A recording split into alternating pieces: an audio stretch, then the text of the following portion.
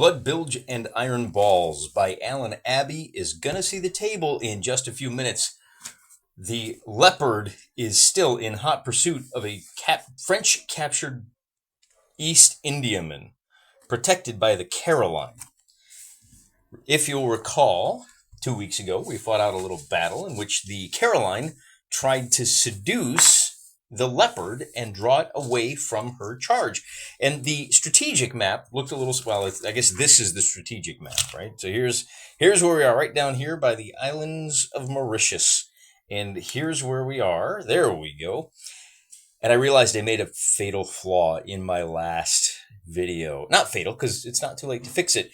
The Caroline was coming in from, see, here's Caroline right here, from almost due east. And I said, oh, well, I guess the Indiaman is going to have to turn into the path of the Leopard, but that's not really true, is it? So if we take a look at what the table's going to look like today, I had the Leopard coming in over here, and the Indiaman coming, and the Caroline is a zippy little number. She's a, well, it says here, she is a 50-gun ship of the line. I believe she only has 46 guns. Compared to the Leopards, oh, I'm sorry, the Caroline has, this is a 44-gun. She's upgunned a little bit. She's a 40-gun. And the Leopard is a 50-gun ship of the line. Well, it's, you know, the Leopard is one of the smallest ships of the line, but it still gets there, right? It's kind of the tallest midget, if you will. No, it's the shortest guy in the NBA. At any rate, because the Indiaman is sailing due east, trying to make the island of Mauritius, which at the time was called, well, yeah, it was here. It's called Mauritius. At the time, it was called like Napoleon Island or something like that. Whatever. It's gone by a couple of different names. Look, the point is, I got my directions screwed up. This table is aligned like this. North is actually in this direction, and so the Leopard and the Indiaman are converging this way. And the Caroline, because she's such a zippy little number, she has enough time to kind of approach from whatever angle she wants, and she's probably going to want to come in at an angle something like this. And again, we'll talk about how much faster she is here shortly. But I did want to point out that based on my original assumptions, making this little change, we're to change things on the tabletop just a little bit. But I also ran the numbers and I said, oh, geez, you know what?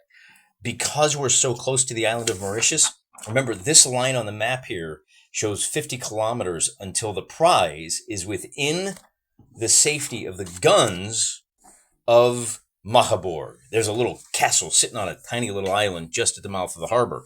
If they can get within range of those shore batteries, then they will be able to make the mouth of the harbor just fine. Well, when is that going to happen? Assuming that they are not fully intercepted and driven off by the Leopard.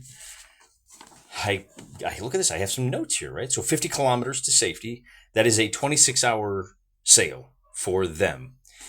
And this point right here, the prize, this is where the prize will be. So here's the battle took place up here at about 9 a.m. And then 10 hours later, they reach this 50 kilometers to safety. That's 8 p.m. when the sun goes down. Which means through here, the Leopard is going to have to make all haste. They're going to have to bump their sail up by 10%. Now, you can't do that at night. So between the hours of 8 p.m. and 6 a.m., they're going to have to sail along at a stately full sail. When you bump up by 10%, that's what's going to allow the Leopard to make up for the time they lost to the Caroline. They're going to have to spend, and I ran the numbers, just trust me on this, they're going to have to spend 5 hours sailing at that 10% increase, and then they'll be just a little bit faster, which will allow them to catch the prize where? Well, it turns out they'll move 18 centimeters overnight, and that's actually 18 millimeters overnight, which puts them right here. That's why I put the table right there, okay? This little rectangle represents our game table. And that means that we'll call it at 6 a.m. They're going to be 15 kilometers from safety, which is 7 millimeters. And if I drop my ruler down on the map, that's what 7 centimeters looks like, right? So essentially, what's going to happen here, and I'm going to do the same thing, where I've got my Leopard with the dark sails and the red trim, is going to be starting at the top of the map. And the prize, now I have 2 ships here. I have, and the bottom is probably the best way to illustrate this. The Indiaman is a fat cargo ship. It's got a little bit of guns, but really it can't put up much of a fight. So we're going to put that down here at the southern, well, I'll show you where we'll put it. And then the Caroline, like I said, is going to come on. And because the Caroline is a faster ship, she gets to choose her angle. And this is where, before we get to the actual game itself, I have to talk a little bit about what I've learned about naval campaigns and naval gaming, and how what we're doing here is very different from anything I've done before. It's a very different exercise than your typical miniature war game. In a typical miniature war game, you'll set up, hey, you're going to deploy here. I'm going to deploy here. We're going to have a little fight somewhere in the middle of the table. Maybe the most of the fighting will be on this side. Maybe it'll be over here. We're doing a different kind of exercise. It's not a it's not a short, sharp shock of impact. Instead, this is not a sprint. This is a marathon. This is a thinking man's game. This owes a lot. Well, it's like any other war game because we've got dice and cards involved. Chance plays a role, but there are things you can do to minimize your chances. And so that's kind of what we're looking at. And when you do that, you say, well, listen, the Caroline over here has the advantage. We'll even call it the initiative. She gets to decide how is she going to approach this chase scene. So here's our chase scene, right? They're going to be moving down the table. And the first thing to point out is that every turn at full sail, these are roughly equivalent ships, the Leopard is going to gain a half an inch. So they're going to start off at a distance of 12 inches apart. And every turn, so this means over the course of 24 turns, the Leopard is going to slowly catch up. And that's because after running the numbers, at 40 turns, this guy actually gets away. So they've got 24, so that gives them 16 turns, which these are, at this scale, it's like 20 minutes. We're like within sight of the island. When you're on Mauritius, you can see a total of, I can't remember what the sighting distance is, but it's something like it's a lot further. It's like 3 millimeters for the ships and 12 for the people on the island, right? People up on the top hill, they'll be able to see these sails and they'll be able to catch sight. And you'll probably be able to hear the sound of the batteries, of the guns, not batteries, of the broadsides being fired on the island. They'll know that something is going on. It's going to be too far away. When we get to about turn number 30, so to speak, that's where, if the Leopard is not fully locked up and slowed down the Indiaman, he's going to get away.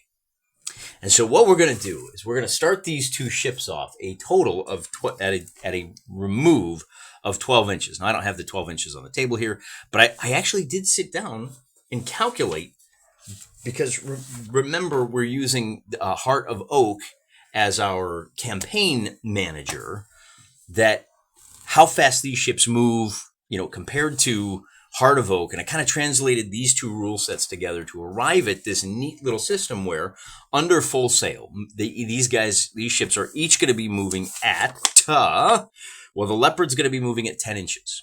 Now, I'm not going to actually move him 10 inches and then just move him back another 10, right? This guy is a fat little Indiaman. He doesn't have quite nearly the sailing as our pursuit vessel. So that's where we get this interesting game of we're gaining by a half an inch. Unless, and maybe we won't even do a battle at all, because the first thing we have to determine is whether or not the weather changes. Per the rules of Heart of Oak, there is a 3% chance per day that the weather changes. 3% per day? You mean weather's only going to change once per month? That's really wonky, man. I'm not sure about that. I need to double check that. But we get a 64, so the weather doesn't change. It hasn't changed in like 4 or 5 days. And I guess like the prevailing weather is still a nice crisp breeze out of the north, meaning out of this direction. And these guys are really kind of sailing a little bit. Let me think about this. The wind is, let's take a look at our regional map. No, I'm sorry. The wind is actually out of the northeast.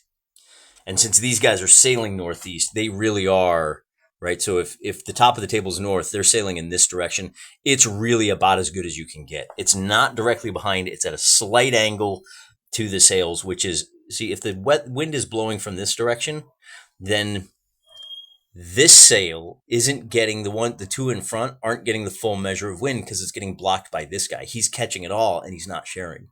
If you're tilted a little bit like this, like I guess like that, Then when the wind hits, no, yeah, like this. Then the wind can get in here, and these two front sails can get, or the four masts and center masts, they can catch more of the wind. You go a little bit faster. But in order to keep things simple, I'm gonna, in fact, maybe that will be a little. Maybe I could just get away with that right here. Right, we're gonna be. Now I want to reset the camera so you guys can see the full table. Long story short, the Caroline gets to choose what angle she's coming in at. All of which, at long last, brings us to the setup at the start of our game. The Caroline is approaching the Leopard. See the Caroline in the distance? They are separated by 12 inches, which just so happens to be just outside the maximum range of cannon shot. I, of course, am playing at half scale to squeeze everything onto my tiny little table, where the rules say the Caroline can move 11 inches at full sail, and the Leopard moves 10 inches at full sail. I, of course, will be moving them at 5.5 and 5 inches. This guy, of course, is going to be moving at just slightly. It's an older ship.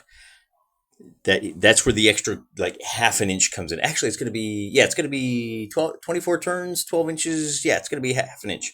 So he's actually only moving at 9 inches per turn, so to speak. He's going to be able to move 4.5 inches compared to his 5. Relatively speaking, he'll catch up by half an inch per turn, and that gives the Caroline the ability to dictate the terms of this engagement.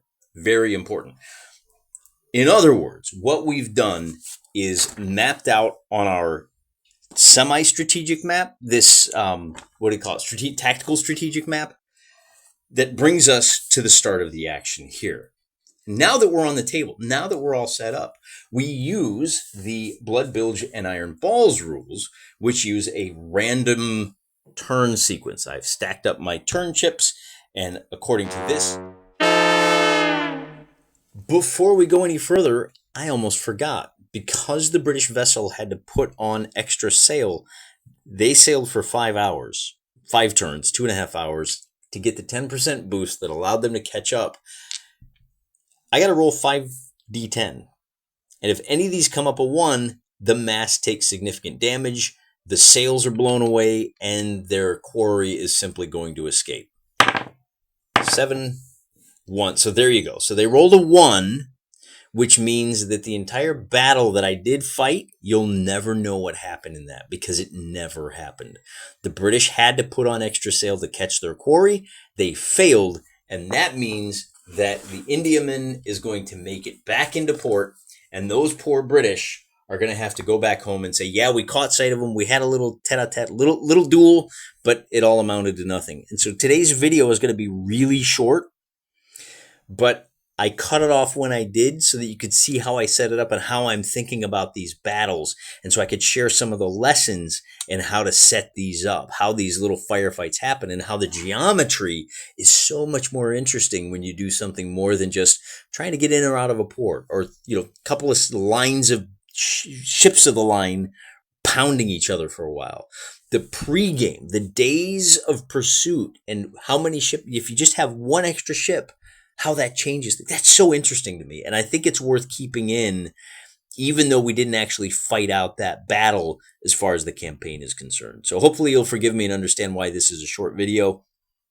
It was a really cool fight too. I really wish I could share it. But 6 weeks from now, I'll forget, you'll forget.